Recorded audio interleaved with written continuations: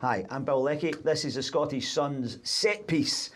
And the message this week is, move over Russell Martin, it's wee Jimmy's turn in the barrel.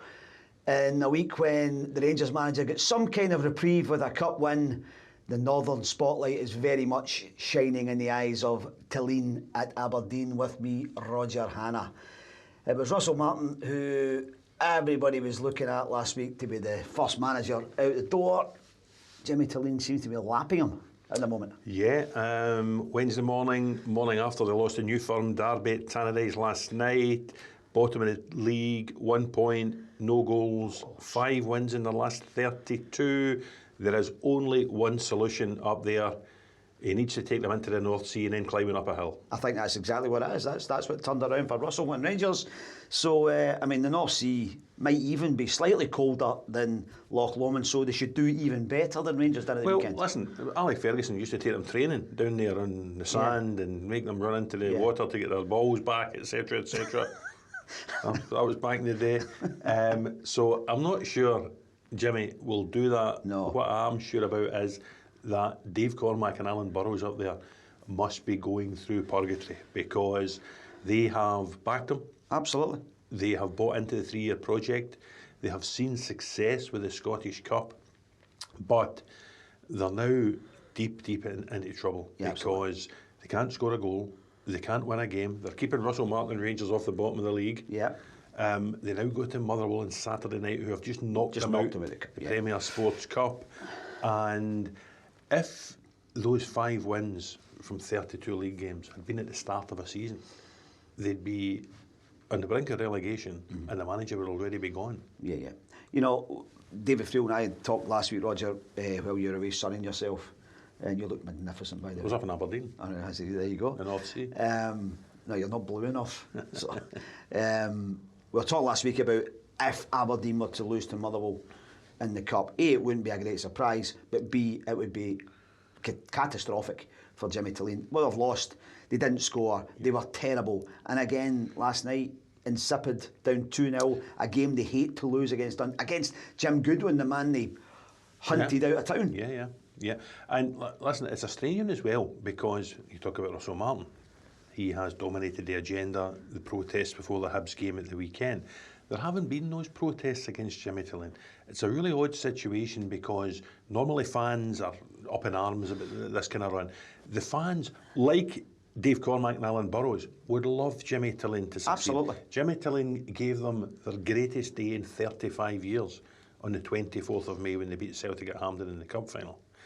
They are desperate for some indication that he can turn this round. We spoke to a little fan of the show this morning. Hello, fan of the show. An Aberdeen fan who just every sentence begins with, "In Jimmy we trust." Well, see, Rangers are in Loch Lomond, Jimmy's taking Aberdeen to the North Sea. The wee man's in denial, right? Well, so he's there you go. And this little friend of ours, we've all been sort of tag teaming messages to him today saying, "Come on, Jimmy must go." He was not a fan of Shane Morris. I'm saying they kept Shane Morris, punted Jimmy. Everybody gets the same reaction, which is just a laughing face and a picture of Graham Shinnie holding the cup up. Yeah. And that is seriously how a lot of Aberdeen fans feel. And I'm not sure. I said to David, I said to Ryan Rowe and Chris Boyd on Go Ballistic on Monday, I think Thelin, regardless of the results just now, I think he'll get a bit more time. European campaigns come up. He earned the right to take them into Europe. After Motherwell, they've got Shakhtar Donetsk coming to Pittordrie next Thursday night. I think they're home to Dundee then before the international break. Then they go to AEK Athens after that. I just think Jimmy Thelin has got a pool of goodwill there despite the results. I think he'll get the chance to get through this European campaign. But when you get, Bill, to that Thursday, Sunday, it's horrible. It cost Barry Robson his job. Absolutely. It cost Robbie Nielsen his job at Hearts. It is notoriously hard for players and managers to navigate. I wonder if this was a different situation. The real killer time for managers is that second international break of the year. You get into sort of late October into November. There's a lot of changes happen then, and I would think in other circumstances, if Jimmy Thelin didn't win his next couple of games, he'd be gone in the international break. But I think this is a different circumstance. I wrote in my column on Monday that, you know, you look at the venom there is towards Russell Martin. there would be sadness in Aberdeen if Jimmy Thelin went, because, however, you can't run away from the fact that he had a magnificent first 14 games or so, then he had a horrible 3-4 months, and then really the cup run where he won the cup, even then the end of the league was terrible, and the start of it, so... And if you take a step back as well, he has signed an awful lot of players. He's had amazing backing from Dave Cormack. Fantastic backing, 100% you're correct. The point I was going to make was, big changes in January, they were worse for it. Yes. Big changes in the summer, they're worse for it again. Yes. So every time he's allowed to try and put his own stamp in the team, the results get worse. I don't know about you, I don't see a personality.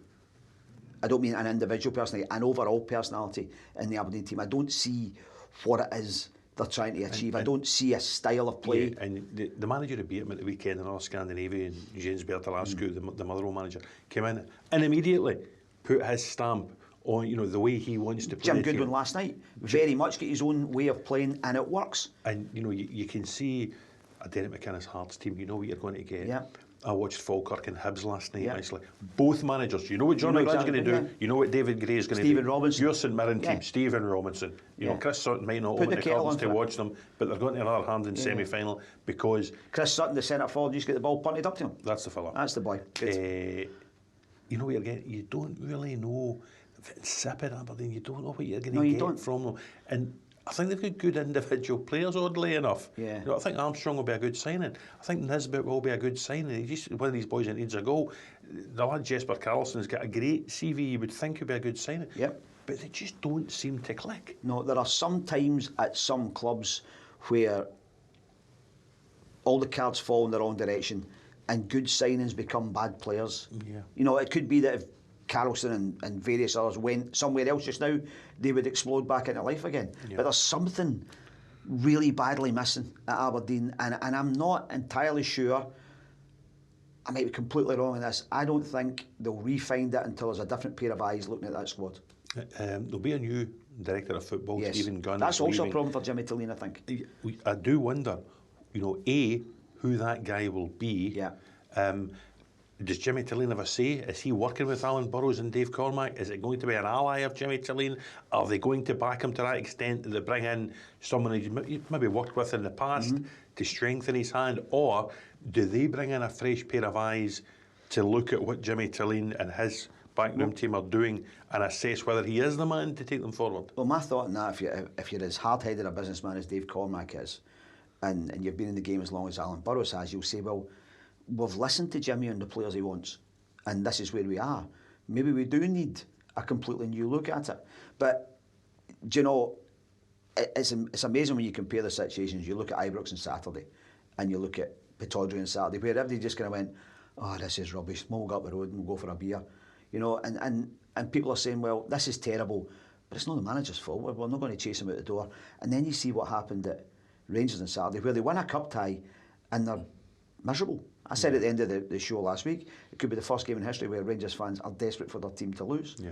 And there was a disappointment at Rangers winning that game. So Jimmy Thellin's in a very good position in that respect, but that doesn't last forever. And if you're Jimmy Thelin, you would hope that Dave Cormack and Alan Burrows take the same view that the Hibernian board took 12 months ago. Yes. Because we were sitting here 12 months ago, I'm sure we were debating the last days of David Gray.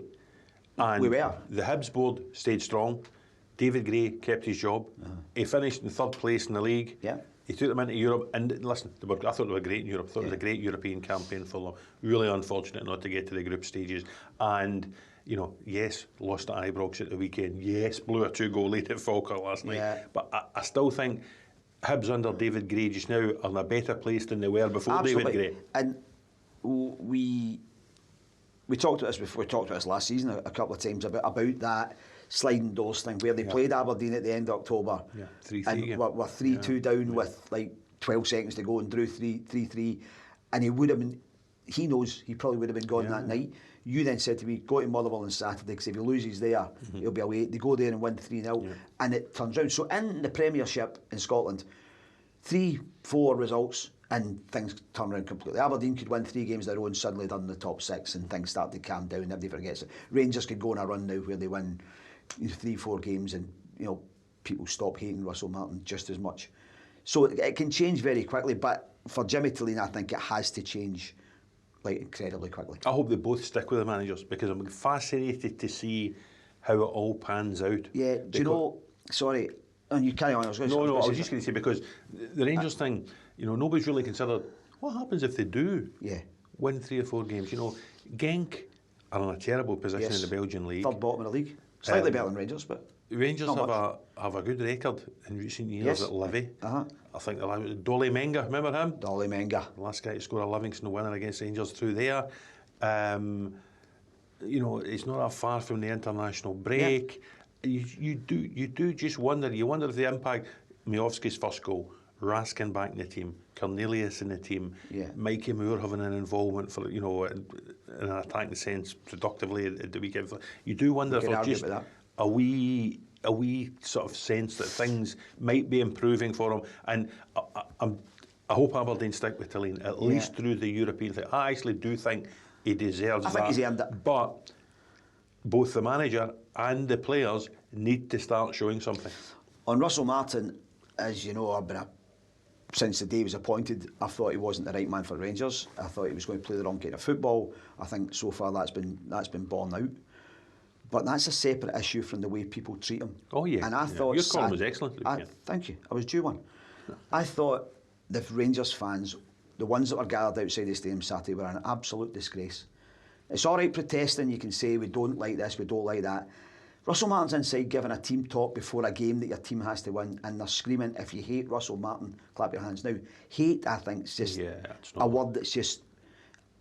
We don't need it, right? We don't need it, because what has he done to make anybody at Rangers hate him? They might say he's a rubbish manager. They might say he's wrecking our team. But why the hatred? Why the amount of venom there is? That is just society in 2025. It's not Aberdeen society. Well, I was on Super Scoreboard on the radio on Monday night, and a caller phoned in to say punters would never have done that under Jock Wallace, or Celtic fans protesting wouldn't have done that under Billy McNeill. That's a different age. It's a different age. Society's different. People protest publicly now. Yeah. People have an outlet now. In all areas, all avenues of society, including football and sport. Absolutely. They probably wouldn't have protested before. In the days of Jock Wallace, Billy McNeill, when you were probably just a junior sports editor, people used to have these discussions in the pub. Yeah. You know, or walking home for the game, and people would have massive fallouts about, and they would say horrible things about people, but it would stay within there. Now everybody's got a say, and everybody thinks, I have a right. Now, in the column Monday, I was saying I am bored stiff of Rangers and Celtic fans deciding that they're the hardest done by people in the world, right? Go and support East Stirling or somebody and see what it's like being a team that's got nothing. You've got everything. And yet, just because there's not enough diamonds in the soles of your shoes, you're out there wanting the board sacked. And if you asked a Celtic fan, Rangers fan, who's going to replace Lowell and Nicholson and Dermot Desmond and the rest? Who's going to come in next for Russell Martin? Who's going to replace Patrick Stewart? They don't know. They just hate what they see in front of them. We described the League Cup semi-final as sack the board versus sack the boss. Well, there you go. And by the way, sack the person that didn't put the sticky ball and the hot ball in the bag. Oh, I think it's a great draw. I think it's a magnificent draw. But I honestly, I wouldn't have put 2 bob on my team getting Motherwell in the semi-final. I think it's great because it'll be 2 really exciting semi-finals, and Rangers are wobbling. You might have noticed. Celtic have started well domestically without really putting anyone to the sword. Yeah, and that's so whether it's Celtic or Rangers in the final, St Mirren or Motherwell will know they've a chance. Yeah. And if they don't think they've got a chance, look back to that fellow Jimmy Thelin on May the 24th and see what can happen in a one-off game. Well, and just the fact that St Mirren play below in a semi-final, and one of them's going to get the final, I think it's a great thing for Scottish football. You know, if it was St Mirren Celtic, Motherwell Rangers, and you went, an Old Firm final. I know, listen, this is a relevant argument. What do you think about having it at Hampden? Because it won't be a big crowd. I was saying to somebody the other day, if Rugby Park didn't have a plastic pitch, Rugby Park would be fantastic for a Motherwell St Mirren semi-final. Well, one of the things about Scottish football is that we don't have an in-between. We don't have a 30,000. We don't have a 30,000 seater stadium. Surely Rugby Park, Easter Road, Tynecastle at 19 or 20 would be enough. I think St Mirren Motherwell would attract more than 18,000, 19,000. I think there'll be I think there'll be certainly high 20s there, because you'll get an awful lot of sort of day trippers coming along, and I know what you mean. And if we had a 25 to 30,000 seat stadium in Scotland, it would be absolutely bang on for a semi-final like that. However, we play all the games at Hampden, so we play all the games at Hampden, and that's what it is. And the day out will be. I think you've been overly optimistic about the crowd, I have to say. You think so? I'll also be interested to see when the game is. Shall we? Well, it'll be 6:15 on Saturday night. Well, I did wonder 6:15 or 12:30 on a Saturday. Always impacts. Well, luckily, there's no great travelling involved, so it's be a really good game. It'll be a brilliant game, and two teams who are really playing pretty well just now, coming into themselves, and two managers with very distinct, very different, very distinct styles. And I think one thing we can say is the Old Firm semi-final can be as bad as the last Old Firm game.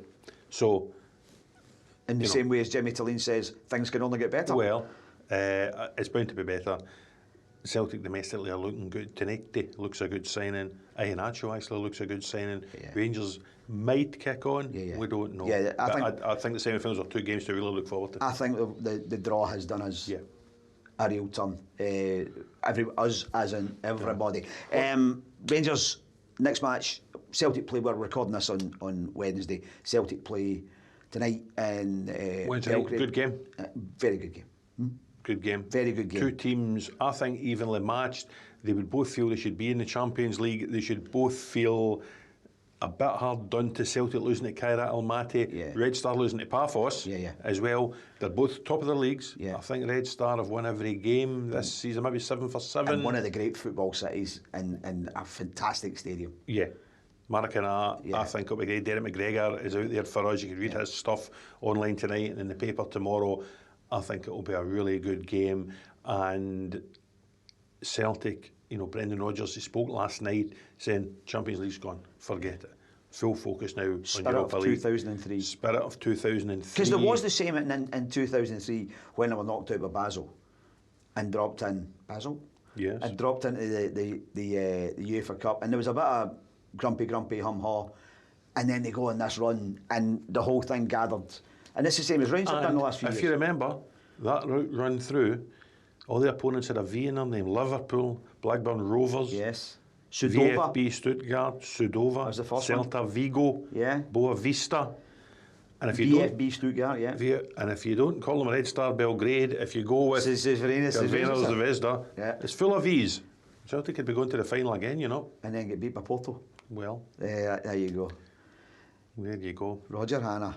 Man with the facts, man with the trivia. Anyway, you've just thrown me totally off of that. Rangers tomorrow night play Genk. Now, Genk haven't started the season very well. They're third bottom of the Belgian league. They've lost their last two games at home to Charleroi and the champions Saint-Gilloise. So Rangers have to go in there believing off the back of Saturday. Do you... Right. I thought Hibs the game on Saturday. I thought the game was there for Hibs and they didn't take it, and I thought they were very flaky, as they were at Falkirk last night. Was Saturday a sign of something to come for Rangers, or was it a temporary upward blip? Listen, we don't know. We genuinely don't know. Genk at home, Rangers. I saw Rangers at home to Pilsen and at home to Panathinaikos, and particularly the Pilsen game, they were really good in stages. So maybe a European game at home to Genk is just what they need. You would expect Rangers to win the game. I think the harder one is going to Livy on Sunday for all manner of reasons. You talk about the plastic pitch. New plastic pitch at Livy is really good. It's less of a leveller than it was. With Davy, we'll have them fired up. I saw them beat Falkirk early in the season. They look as if they're going to be able to punch their weight in this division. And it's not Livy. It's not old school Livy. No, it's quite the opposite. There's a wee bit of something in there, isn't there? There's plenty of things in there. Mo Salah's playing well for them. Lad Macaulay Tate's coming and doing well. Lewis Smith is playing some terrific football for them at the minute. I'm glad. I'm really glad to see him get a chance in the top flight, because he's a decent player. Good goalie. Prior. So Rangers will have their work cut out there on Sunday afternoon. But if they can get through that, and we're not expecting Russell Martin's teams to go there and smash Livy 5-0. No. If they can get through 1-0 or a 2-1, it's baby steps. And you seem very confident they're going to beat Genk. I think they will beat Genk. Okay. I do. Okay.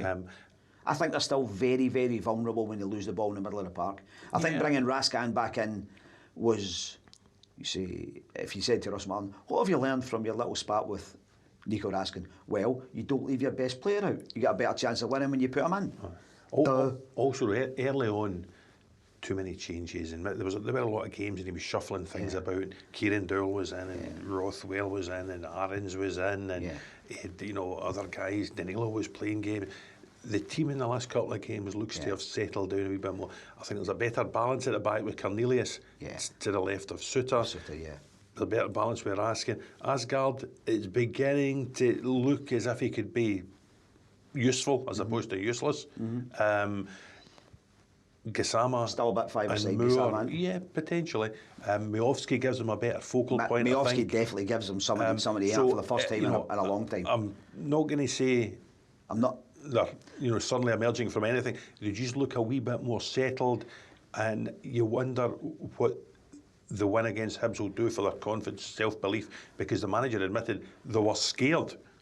Before that. If I'm Finlay Curtis, I'm still saying, why am I not playing before Mikey Moore? Absolutely, that is an argument. Mikey Moore, I'm presuming because he comes up from Spurs with a reputation of being a Spurs player. But for me, every time Finlay Curtis plays for Rangers, he brings something. He's added value. I don't know where he's tweaking a wee. Moore looked to be slightly in the field a bit more. Closer to Miovski, closer to the action. But his confidence is so low. That lets Tavernier go a wee bit. So he was tweaking a few things, and it looked a little bit better. You're not going to go from there to there straight away. It is baby steps for this Rangers team. But if they can get through Genk and get through Livy, there might be a wee bit, maybe a modicum of breathing space. And what do you think happens with the fans? Because my feeling was, if you're going to have such a vehement protest before a game, when you want the manager out, and a big bang's up saying you're only delaying the inevitable, surely if you win 2-0, the protests carry on after the game. But after they went, we won, up the road. So do the wee boys with their banners just put them away and go back to moaning about something else and let them be? Not necessarily, because Celtic have been winning a lot of games, and they're still the sack the board banners at games, and now now it becomes par for the course. And I think because it becomes par for the course, it loses a bit of its impact. Of course it doesn't. It's the dullest thing in the world. So, in terms of Rangers fans, I don't know how many tickets are going for Genk for Thursday. I don't know what type of protest will be. They'll get 3 sides of Livy, I think, on Sunday. So there's potential again there for protest. But if you want to stop the protests, you win games. Just win games.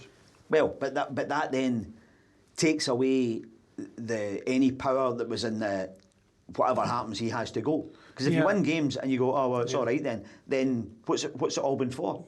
But you made the point earlier on, Dermot Desmond's not going to go, Peter Lawwell's not going to go, Michael Nicholson's not going to go. I think the Celtic fans who are protesting know that perfectly well. But they just want to be heard. They want their voices heard. They want to show their dissatisfaction, what they believe is the wrong path that the board is taking. I don't think anyone who is, hanging out these banners at, the last few games, think Dermot Desmond's going to say, I tell you what, guys, you're right, I'm going to chuck it. But likewise, the point I was going to make about Rangers was, these guys who want the manager out and Patrick Stewart out, in the past, I think previous Rangers boards might have buckled to that type of public protest. I don't think it has such an impact on Andrew Kavanagh and Parag Marat and the new board. I think they think, nah. This was one of the points I made a long time ago about Rangers changing from being run by Rangers men to being run by businessmen. Because the guys who, and before who, for all that worked tirelessly for the club, the ones that were Rangers men, would be listening to that all the time. They'd be getting it for their pals, they'd be getting it when they go to the shops. 100%. And Andrew Kavanagh fly back to the States after the game at the weekend. Say, well, we won. We won the game. So let's just charge on. We're on the right path. We get Genk, we get Livy. Just win these games. I had to say, I had a laugh when I saw that the protesting Celtic fans had now come up with a new name. They're now the Celtic Collective. Oh. Yeah, so it's getting a bit People's Front of Judea now, isn't it? How many groups can you have protesting at one time? We go back to Celts for Change days. Aye. So Celts for Loose Change, back then it was what? There you are. So, Celtic tonight, Rangers tomorrow night. We look back to last night again. We talked about Aberdeen. Hibs, again, I said the Hibs at Ibrox. The Hibs the last night at the Falkirk Stadium. 2-0 up, back to 2-2. The first thing to say, a really good game of football. Watched the game last night. Falkirk had a couple of chances in the first 5 minutes, really taken by the lad Ethan Williams, who's on loan from Man United. But when Hibs get into their stride, they were good. Boyle scored the penalty. Lovely finish by Jamie McGrath. Bowie could have had a couple of goals. Boyle covered another one. And just when you think they're going out of sight, they then lose a silly goal right on half time. That's very Hibs just now, isn't it? Very Hibs just now, right on half time. Lost 2 Same at as half time it? Saturday. So is that concentration? Is it bad defending? It was certainly bad defending for that first goal, without doubt. I don't know whether you blame the keeper. I thought the keeper could maybe have done better. I heard the pundits at half time suggesting centre half could have done better. It was a bad goal. And then that gives Falkirk a wee lift. And you know Falkirk are a good team. John McGlynn will keep them, stick to the principles. They just keep playing. They just keep playing. And they got the reward. Smashing header by Henderson, who was really good. For 2-2. They deserved their point. But, you know, Hibs... It's funny, Roger, because last season when in that run where David Gray turned things around so brilliantly, got them up the table, got them into Europe, so many plaudits, he had a very settled side.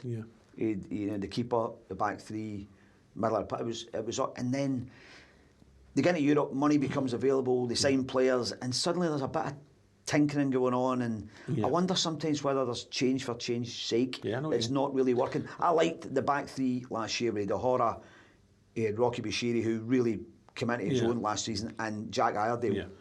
And now there's Hanley's in. Obita's been playing left centre back. He's shuffled the goalkeeper a couple of times. I'm just not sure about it. No, listen, I agree. That was the beauty I had last season, because you knew again the 3 centre backs you mentioned, the Carden twins out wide. You know, and then you finish up with they've lost Joe Newell to injury at the start of the season, so he wasn't really playing much at the tail end of last season, to be honest. Anyway, but I know what you mean. You know, he's twisting around. He's trying to get Chewa into the team. He's trying to get Barlasser into the team last night. He's trying to fit in Josh Mulligan. He's trying to fit Jamie McGrath, who took his goal really well. Do you not think Mulligan should just be right in the centre of the park? Yeah, I don't disagree with that. I don't disagree with that at all. Of all those Dundee boys, I think he's the best. And there's still questions. Because Bowie and Boyle have started well, there's maybe not as many questions, but £1 million for Thibaut Clegia looks a bit of a speculative move at the minute. At the moment, there seems to be an outbreak of smallpox before the boy gets a game. Well, it came on yesterday because Kieran Bowie had been booked and was teetering. And he came on and made absolutely no impact whatsoever. No. He scored in the League Cup at Livingston. I think that's his only real impact so far. They'll be top 4. They will be. They'll have their hearts. They'll be top 4. They'll get back into Europe. I think they'd like a right good tilt at the Scottish Cup, as they always do. Bowie and Boyle are like. But I think, talk about Rangers getting a wee bit more of a settled team. I think you understand why he's been rotating, because they have had a lot of fixtures. Yes, they have. I think he needs to get back into a settled team and just decide what his 11 is. I think more and more teams are starting to find out. Scottish teams start to find out just how much early season Europe takes out. Yeah, of course it does. You know, physically, mentally. And Aberdeen have still to find it out. Absolutely. Really. I mean, last season I know with St Mirren, Stephen Robinson was almost relieved when they went out. As you say, Robbie Nielsen lost his job. Barry Robson lost his job. And I think Hibs found that sort of Thursday, Sunday type thing difficult, and just the sheer draining effort of playing extra time and in a couple of games. So it might take them a few weeks to settle back down. I think you're right. I think they will settle back down. They will come back up the table. I think Falkirk, it's good to see both Falkirk and Livingston hitting the ground. They've been good. It's refreshed the league a wee bit, you know. It really has refreshed the league, the way the two of them have come in. Different faces, different voices. I've enjoyed Falkirk and Livy in the Premiership so far. Good. Well, let's hope our teams in Europe get results this week. Wherever you're going this weekend, enjoy it, like and subscribe to our little podcasty thing here. You can leave a comment on Roger's tan or anything else. I will be missing next week. Roger will be here, I think, with David Friel. Yep. Our colleague Robert Grave will be off Jaunton. So where's Alan Wicker next week? Next week he is in Graz. Graz, Graz against Rangers. Of course he is. So he'll be away. I'll be in hospital. Getting a wee bit of... Good luck with that. Thanks very much. Old shoulder? No, turkey teeth hair. It's a full Chris Boyd job I'm getting next week. A new shoulder for an old soldier. I know, I'm getting the chip taken away. And we will see you very, very soon. Wherever you go this weekend, enjoy your football and be good.